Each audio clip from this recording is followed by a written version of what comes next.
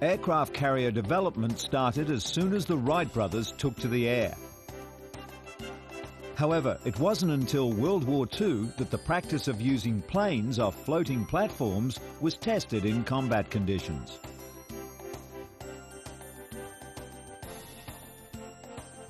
The ships went through an evolution process, but it was the aircraft that underwent major refinement to be useful at sea. This week, we explore the early development of the carrier and the Grumman Hellcat.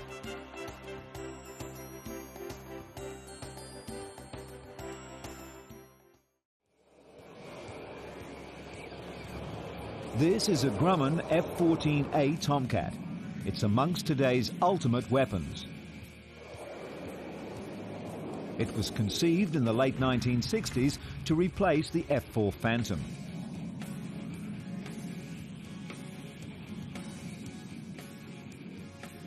To take off, the plane is catapulted 200 feet. Within this distance, the plane will have accelerated to 170 miles per hour in 2.5 seconds.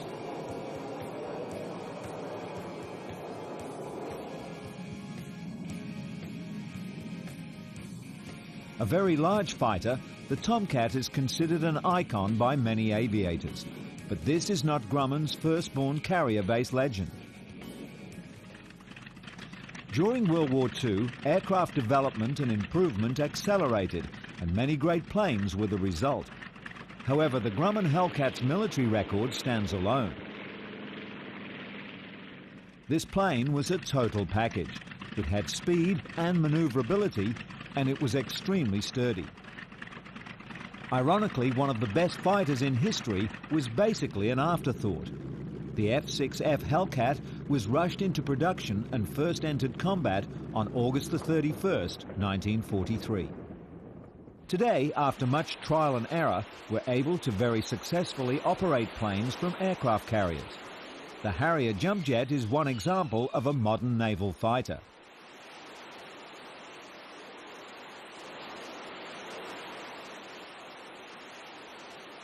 Although it wasn't designed just for aircraft carrier use, the Harrier is very much at home on the sea. With its vertical takeoff and landing capability, the Jumpjet requires only a small carrier.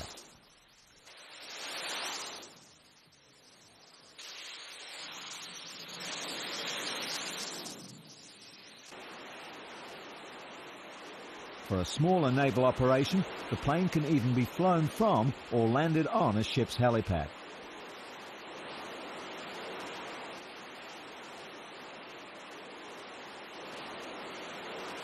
In 1909, we were barely able to claim mastery of building petrol-driven four-wheel vehicles, or cars as they became known.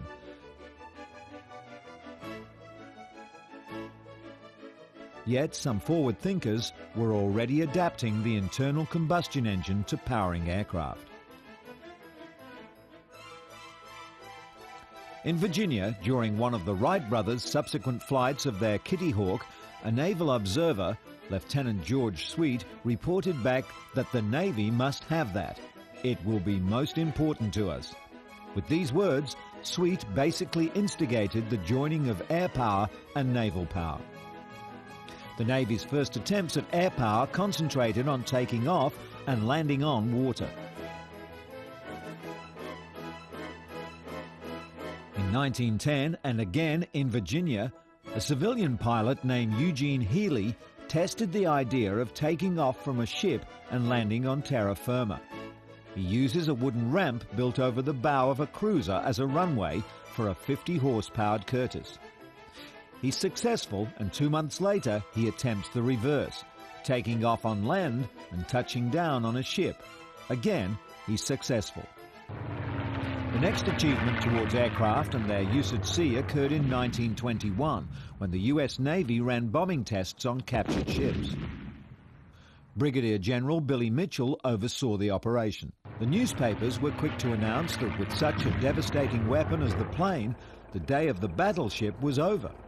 The Navy was quick to remind the media and people that the battleship used in the test was a sitting duck. It didn't return fire or in any way take defensive action. During 1922, the battleship Jupiter was transformed into the USA's first aircraft carrier. It was renamed USS Langley.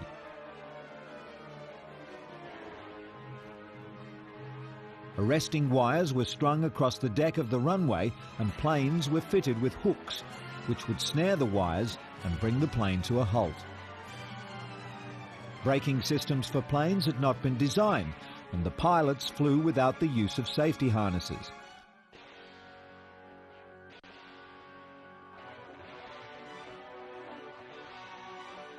The first of many problems became apparent. The undercarriages were simply not strong enough to cope with the rough landings. The pilots, not wishing to miss the wires and end up in the sea, slammed the planes down very roughly. The Hawk Company, which built most of the first planes, knew about the problems they would face in constructing a plane that would stand up to the rigors of carrier landings. Even though the planes of the day flew quite slowly and could glide down well, they were lightly constructed, and now the designers were faced with strengthening the plane and adding weight. Strong and lightweight metals such as titanium or materials such as carbon fiber were not yet available, so strengthening came at a cost, and the cost was weight. However, some remedies were simple enough and made enough difference to prove that using planes from the Langley was feasible. These included designing planes that gave pilots better visibility over the nose of the plane to give them better judgment while landing, widening the track of the undercarriage to increase stability, and better training procedures. The British were also developing sea takeoffs, and this was one idea: the laying down of a buoyant runway. It was not overly successful. The British returned to the more conventional aircraft carrier and overcame the same problems as the Americans.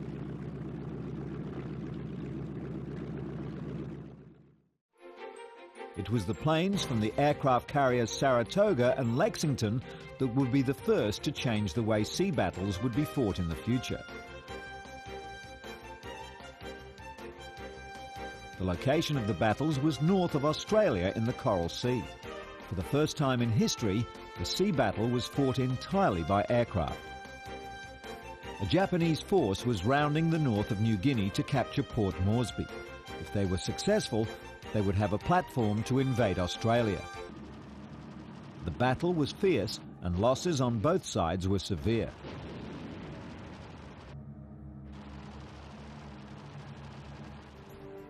The Yorktown's flight deck received one hit from an aircraft's bomb, but survived. The Lexington, however, took 3 hits and sunk that night. A destroyer and an oiler were also sunk. The Japanese lost a carrier, with another one damaged. Only a month after the Coral Sea, Japanese codes were broken and the information was devastating to the Americans. It was learnt that Admiral Yamamoto was planning a massive attack on the strategically valuable Midway Islands. This battle was to become known historically as the Battle of Midway. The odds for the Americans seemed overwhelming. They had no battleships. The Japanese had 9. 8 American cruisers against a force of 15 Japanese cruisers. The American carriers, the Hornet, Yorktown and Enterprise, were to face 4 Japanese carriers. However, the Americans had one advantage, and that was surprise. The Japanese were unaware of the American carriers, and when the planes started their attack, the Japanese were caught with flight decks packed with planes, fuel, and high explosive bombs. In the commotion, they couldn't get their planes in the air quickly enough.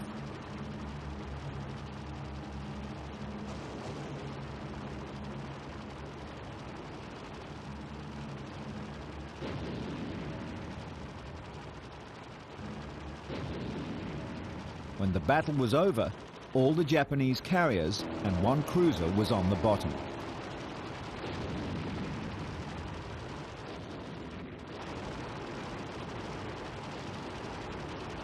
The Americans fared better but still lost the carrier Yorktown with more than 100 aircraft.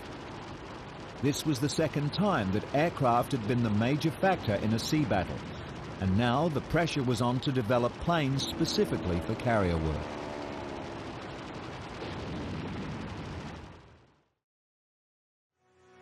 June 26, 1942, just after the Battle of Midway, a new plane rolled out from Grumman's factory. Some people interpreted the plane as the Grumman Wildcat's big brother, but this wasn't so. This was a totally new fighter. This plane was designed to even the score against the remarkable Japanese Mitsubishi Zero. The Zero had for some time beaten all others convincingly. It could outrun, outclimb, outmaneuver and outshoot anything in the sky over the Pacific from 1940 to 43.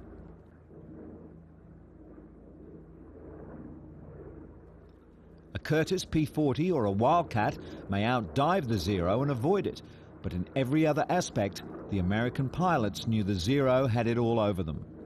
In one dogfight, 23 Zeros took on 50 Dutch and American P-36 and P-40 fighters. The Zeros downed more than half of them with a loss of only 3 of their own. The Hellcat was about to challenge this air superiority. Combat reports told the Grumman engineers that a few minor refinements to the Hellcat in production would improve the already unbeatable plane. A water injection system was installed to the engine to give the pilot short bursts of extra speed in an emergency. The engineering of the aircraft was also remarkable. Never before or since have such a great number of planes rolled out of a single factory. However, within 3 years of the delivery of the first Hellcat, the production line ceased.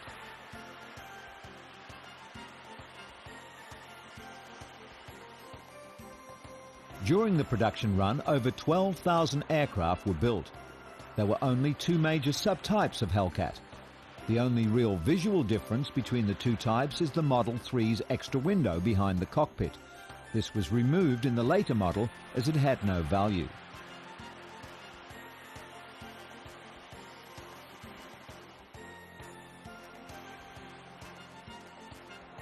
Not making submodels, which would have required time-consuming retooling, was one of the reasons Grumman was able to have such a high output of craft from a single factory.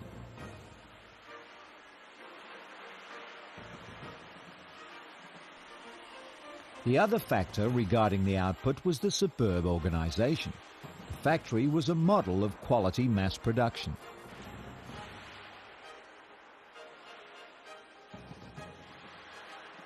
During the production run of Hellcats, even the color scheme was not tampered with.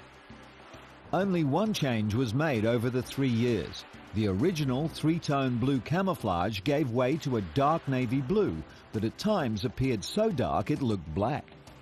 The first Hellcat was delivered to the Navy on January 16, 1943.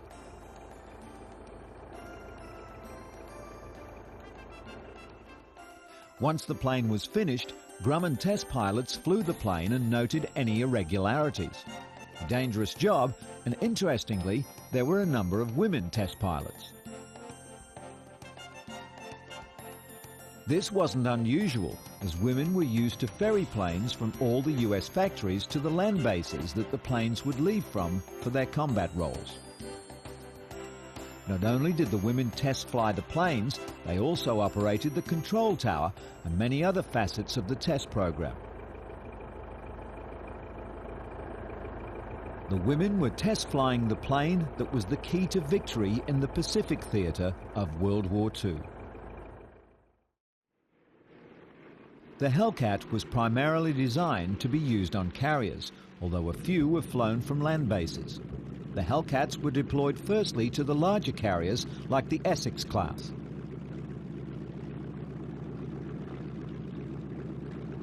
With the rate of aircraft losses due to the Zero, the Hellcat was pressed into service as quickly as possible. They literally packed the decks of the carrier groups with Hellcats. On April 5, 1943, a Hellcat squadron downed the first Zero, and this was the way it would be for the remainder of the war.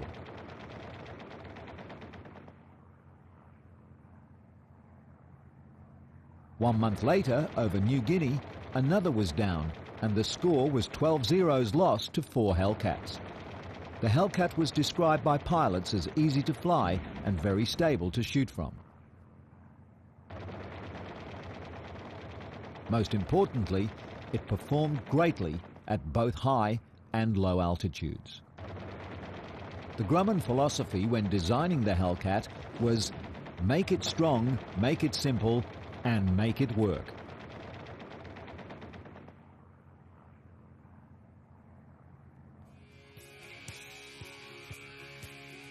The Hellcat was in fact a reasonably simple machine, and it was definitely tough, and it did work extraordinarily well.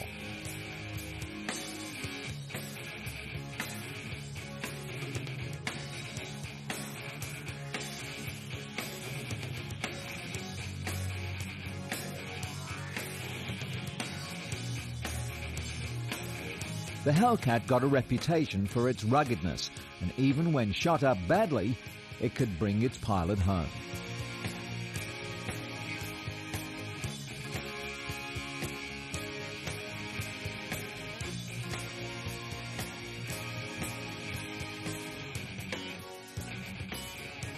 During June 1944, the Hellcat broke the back of the Japanese Zero.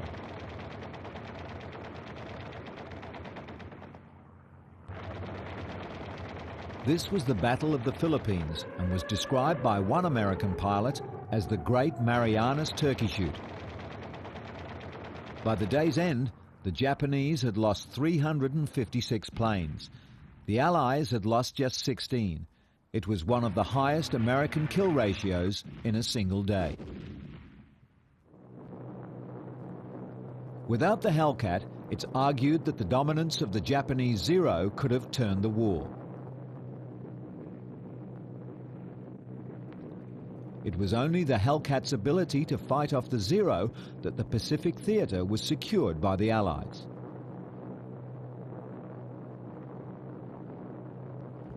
The statistics of the F6F Grumman Hellcat are impressive. Its battle ratio was 19:1. Of the 6,477 Japanese planes downed over the Pacific, well over 5,000 are credited to Hellcats. The plane's dimensions: wingspan 42 feet 10 inches, fuselage length 33 feet 7 inches. The power plant in the early model was one 2,000 horsepower Pratt & Whitney R2800 double wasp 2-row radial. Hellcats had 6 half-inch Browning machine guns with 400 rounds per gun. Some had 2 20mm cannons plus 4 half-inch machine guns and underwing attachments for 6 rockets. Their bomb payload of 2,000 pounds was carried on center pylons. The plane could reach a speed of 376 miles per hour and climb at 3,240 feet per minute. The service ceiling was 37,500 feet, and it had a range of 1,090 miles. After the war, the Grumman Company continued building combat aircraft. In December 1957, the U.S. Navy selected the Grumman Corporation to fulfill the new long-range, low-level tactical strike aircraft requirement with the A-6 Intruder. April 19, 1960 was the day the Intruder first took to the air. It was one of 482 produced.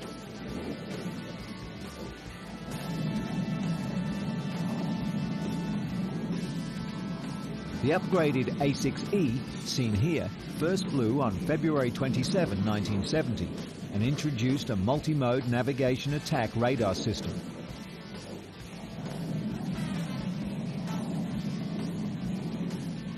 The A6E was modified with a composite wing to extend the plane's operational fatigue life another 20 years. It was also equipped with a multiple-mode radar. The high-resolution real-beam ground mapping radar also provides terrain clearance and avoidance for low-level navigation. The transmitter, receiver and camera are located beneath the nose in a sensor turret for precision attacks against tactical targets at night and in adverse weather. The A6E can deliver the Navy's entire arsenal of available air-to-ground weapons, from general-purpose bombs to ground attack missiles, including the AIM air-to-air missile. The integrated attack navigation weapon system, coupled with a two-man side-by-side crew, significantly enhances crew coordination, situation awareness and safety of flight. It was a subsonic two-seat aircraft fitted with the ability to carry up to 15,000 pound or numerous types of munitions.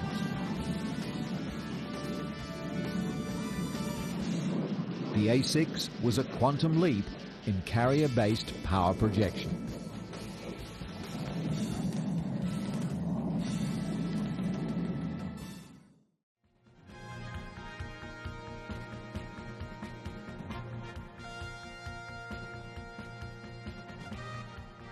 Join us again on our next search through our brief but fascinating history of flight and aviation.